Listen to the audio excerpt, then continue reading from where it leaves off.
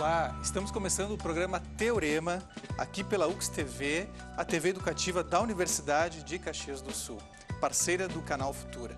O programa Teorema, todas as semanas, traz um tema atual, relevante e que é debatido aqui por convidados, geralmente um professor e pesquisador da universidade e uma banca de pensamento formada por estudantes aqui de diversos cursos da Universidade de Caxias do Sul, que em breve se apresentarão. E o tema do programa de hoje é esse que nós vamos acompanhar agora.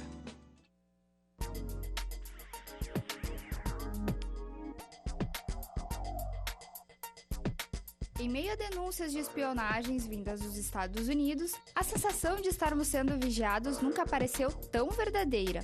Será que existe algum lugar realmente seguro nessa gigantesca nuvem a qual pertencemos, a internet? Como lidar com essa sociedade de controle? Esta é a questão do Teorema de hoje. Então, nós recebemos aqui alguns convidados, o professor André Adami, que é da área da computação e da engenharia elétrica aqui da UX.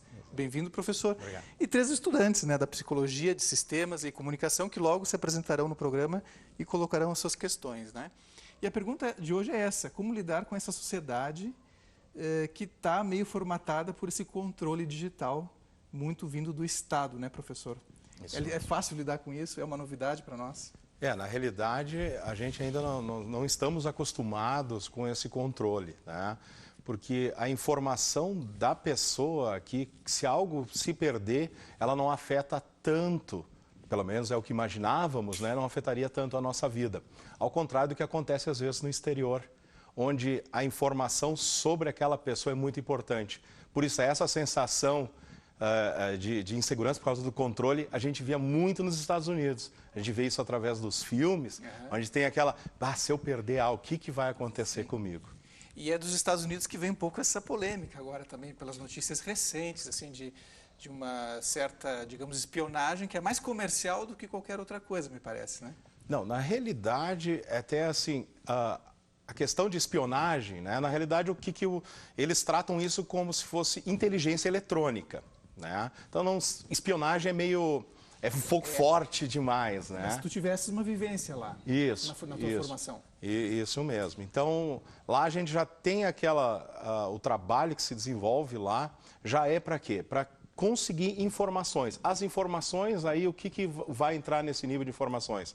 Pode ser informações sobre a questão militar, sobre mesmo até a intenção dos governos, Porque a intenção de um certo governo pode afetar os Estados Unidos. Mas e qual é o limite, digamos assim, da ética nessa história toda? Aí que começa a ficar um pouco complicado, Porque na realidade a lei americana ainda na década de 78 já previa isso de fazer vamos dizer, uma coleta de informações e que ao longo dos anos ela foi aperfeiçoada, E o ápice acontece quando? 11 de setembro. Onde George Bush define que não vai ser só informações de alto nível do tipo quem ligou para quem, mas também o que é o conteúdo. E aí que começa a entrar o rol de empresas, onde existe uma promessa de que elas não serão processadas se elas entregarem os dados. E agora, assim, recentemente, o que desencadeou essa questão? Essa divulgação de monitoramento que ocorreu através desse funcionário que fazia serviços para a agência de inteligência, o que desencadeou tudo isso, Na realidade, já se existia essa informação de que existe uma troca de informações. Os países, eles não são simplesmente ilhas ou povos assim completamente desconexos. Então, o que acontece?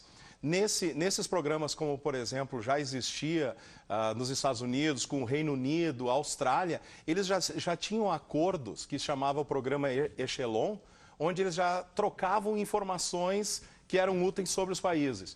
Tanto que foi até investigado pelo Parlamento Europeu em 2000, saiu o relatório. E é isso que eu acho estranho. É como se só agora está acontecendo essa... Nossa, não, mas já existe material sobre isso. Bom, temos aqui os estudantes que normalmente vêm no programa Teorema, a gente faz uma banca invertida aqui, que é interessante, Normalmente os estudantes são submetidos no nível acadêmico a uma banca de professores. Aqui a gente inverte, Traz uns estudantes para fazer uma pequena banca para o convidado. Gostaria que vocês se apresentassem, e já colocasse uma questão nesse assunto que a gente está tratando aqui, né? Fique à vontade. Meu nome é Pedro Afonso, sou aluno de Sistemas de Informação. E tem uma questão, hoje a gente está vendo no ambiente empresarial aí, tem todo um trabalho também do Gartner que divulga quais são as próximas tendências, né? E a gente tem uma tendência muito forte que é Cloud Computing, que seria para colocar os dados na nuvem, né? Como é que tu enxerga isso, professor Adami, em relação à segurança que as empresas têm em colocar os dados hoje na nuvem? E o que é a nuvem? Pois é, né? Então, a computação, né, que vimos até certo tempo, né, era onde as bases de dados, as informações concentravam-se, né, dentro da empresa, né? Só que hoje, com a globalização e as empresas, né, se dividindo para que atinja mais o público, né? Então o pessoal falou, pô, precisamos de uma forma mais fácil de ter essa comunicação. E o que acontece? Acabam disponibilizando os dados, né, num servidor que ficaria na internet. Em algum lugar. Por isso que vem da expressão das nuvens. Fica lá nas nuvens. Tu não sabe exatamente, né? Bom, e aí que começa... E aí por isso que existe uma certa resistência de muitas empresas em colocar essa informação. Porque o que se pensava uma vez em monitoramento, né? Para não dizer o famoso grampo, né? Então, tu via aquela famosa pessoa que ia atrás lá no poste e ia ouvir lá. Não, essa técnica funcionava muito bem na década de 20 e vindo para cá, né? O problema é que isso aí é ponto a ponto. Agora, se a gente for na fonte, então vamos ir lá na telefônica, né? E aí a gente começa a monitorar lá. Ao mesmo tempo, isso só estamos falando em comunicação de voz. Pô, mas nós temos grande quantidade de informações de quê? E-mail, dados sendo trocados entre empresas, né? Ideias, projetos. Isso. Pô, eu não vou ficar... Porque o problema da internet, onde é que fica a internet? Onde é que ela está? Ela está aqui, está lá. Isso é um problema, então. Né? Então não tem como, por exemplo, eu botar um grampo, né? Colocar um grampo num ponto. E o que eles fizeram? Estão fazendo acordos com Google, AOL... Né? Que aí o que eles são? Eles são os que controlam essas informações, né? Pelo menos o repositório. Então eles conseguem lá. Agora fica complicado, né? Então são feixes gigantescos de informações que transitam, né? Sim, nos mais diversos âmbitos da rede. Exatamente, né? E por isso que aparece nesse relatório que o Brasil está no meio, né? Porque nós temos, né, os repositórios, né, onde ficam os dados, temos alguns localizados no Brasil que fazem o troncamento com os demais continentes, né, e países. A Dami tem um Rodolfo que é de sistemas, né, aluno de sistemas. Gostaria de colocar alguma questão, Rodolfo? Eu me chamo Rodolfo, sou aluno de Ciência da Computação. Eu queria perguntar, a gente tem, eu concordo que o governo pode procurar informações sobre empresas em e-mails e outras tecnologias desse tipo. Agora, por exemplo, no Facebook, onde a gente tem informações pessoais, né?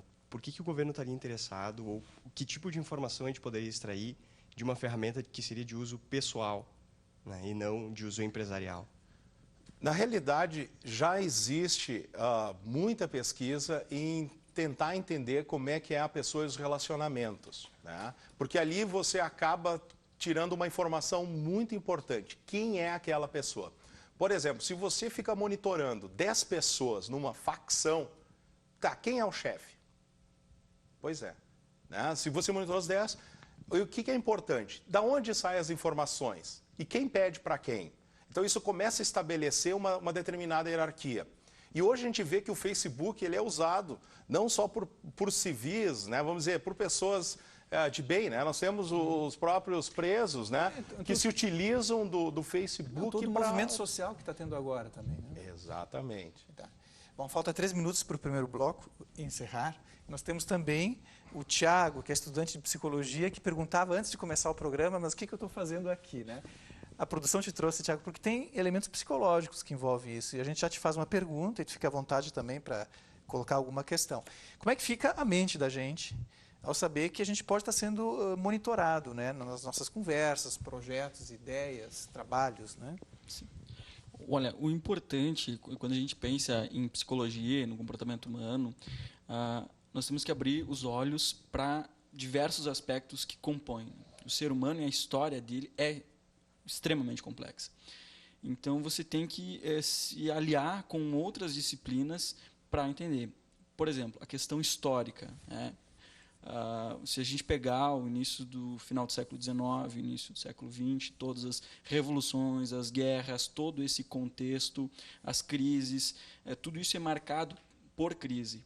E a vida do ser humano também é crise. E tu acha que a comunicação nesse âmbito está vivendo uma crise também agora? Não necessariamente, mas em função da crise e o que ela gera em termos de medo, surge a necessidade de eu estar seguro.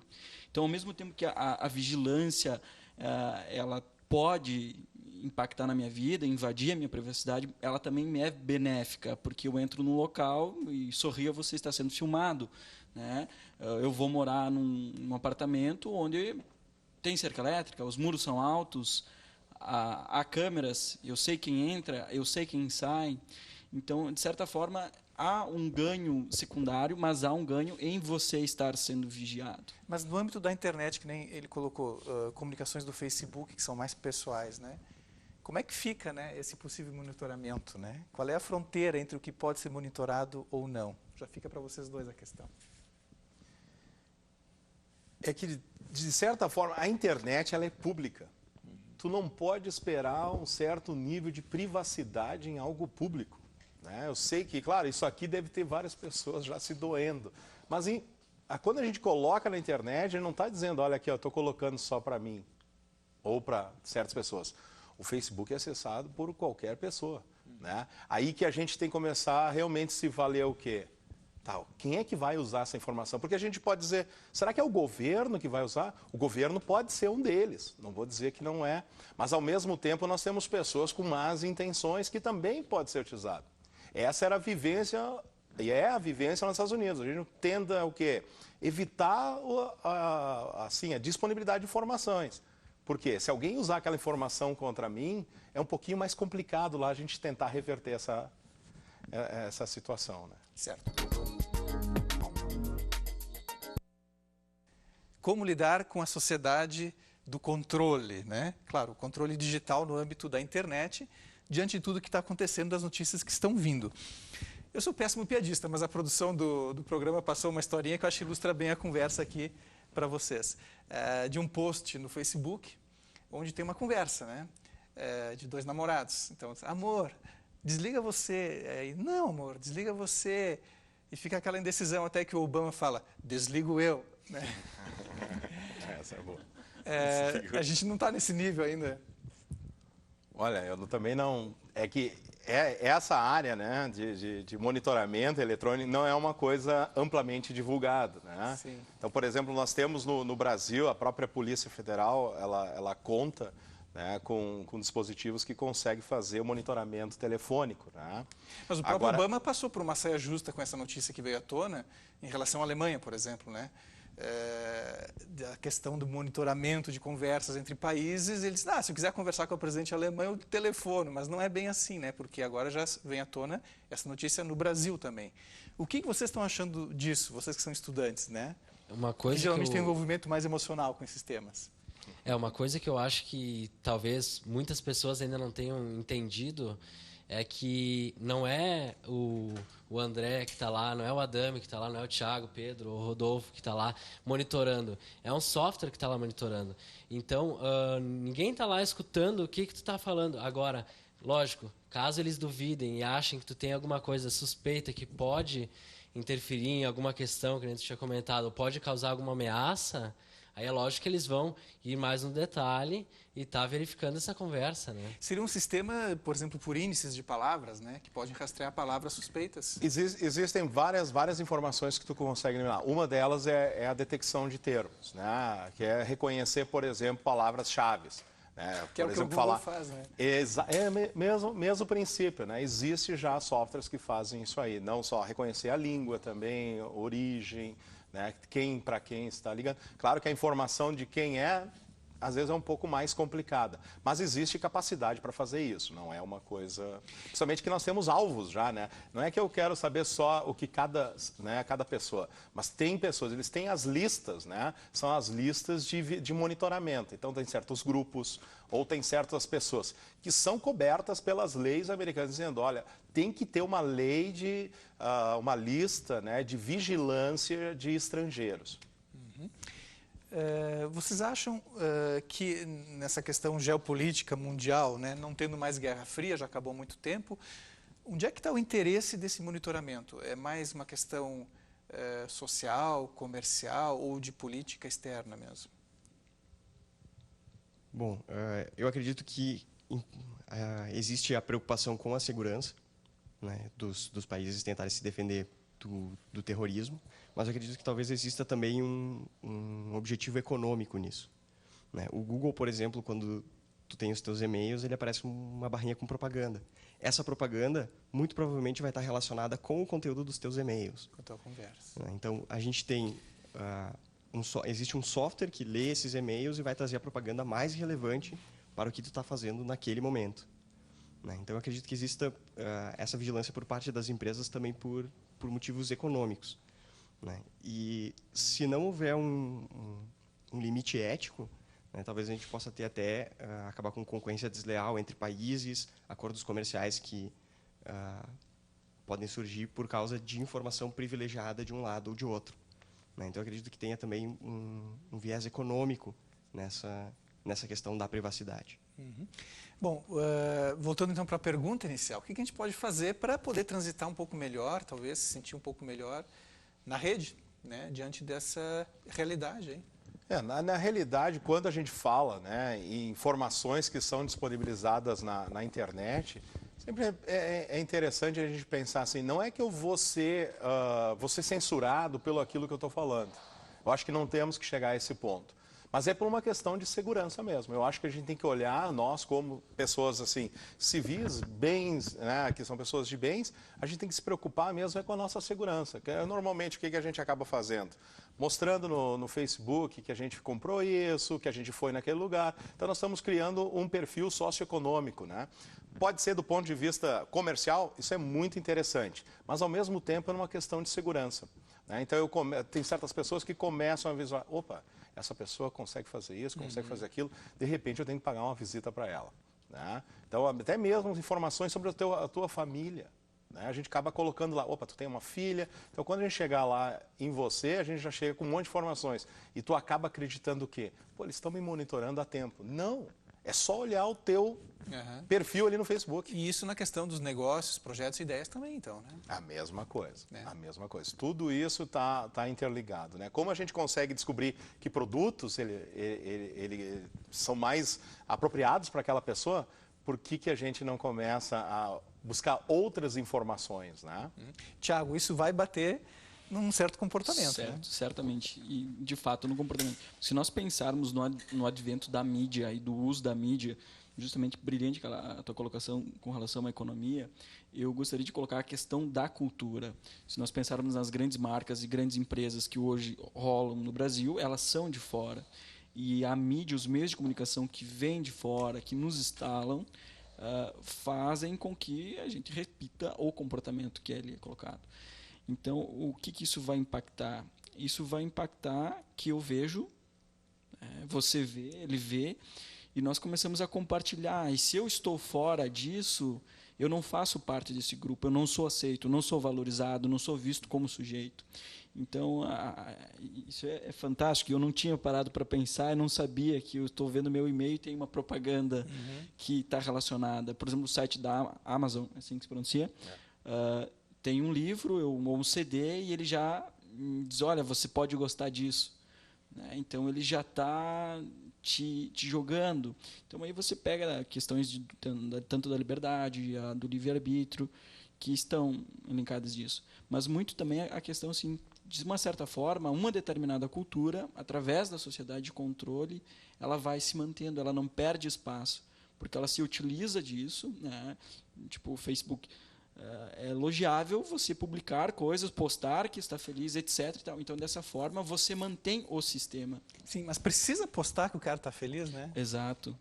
E aí você se depara com outras áreas, tipo da não filosofia. Tem que devolver isso para as relações pessoais, talvez, né? E Exato. Não para a rede. Quais são os conceitos, os fatores que determinam a felicidade? Né? No momento que a gente fala de segurança, também como o Adami colocou, às vezes as pessoas colocam, comprei isso, comprei aquilo, uma foto da casa, ou coisas desse tipo, e isso acaba não sendo vigiado por um governo ou por pelos amigos, mas por pessoas mal intencionadas, né, que vão colocar, não, esse cara tem esse carro, então ele deve ter um perfil socioeconômico assim e pode ser alvo de algum crime por causa disso, né? Eu vejo que no caso do Facebook, do Twitter ou de um blog, por exemplo, a pessoa coloca essa informação exatamente para colocar ela pública, né?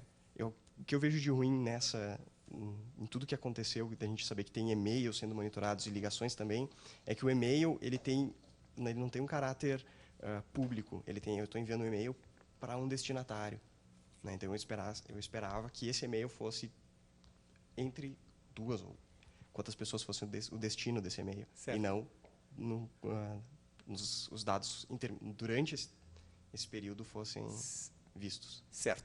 Bom, professor, sobre a pergunta inicial, né, talvez uma palavra final do que como é que a gente pode se mover como grupos, como indivíduos.